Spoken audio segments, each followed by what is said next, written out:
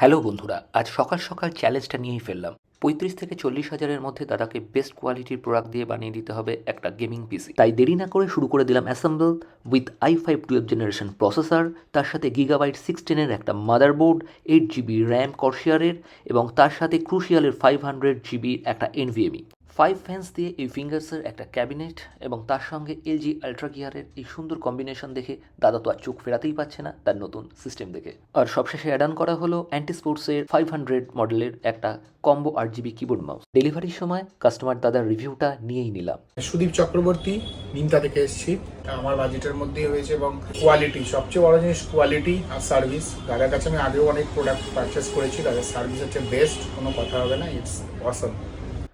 আর তোমরা যারা এখনও আমাদের অ্যাড্রেস চেনো না, তারা গুগল সার্চের মাধ্যমে খুঁজে নিতে পারো আমাদের শোরুমের ঠিকানা।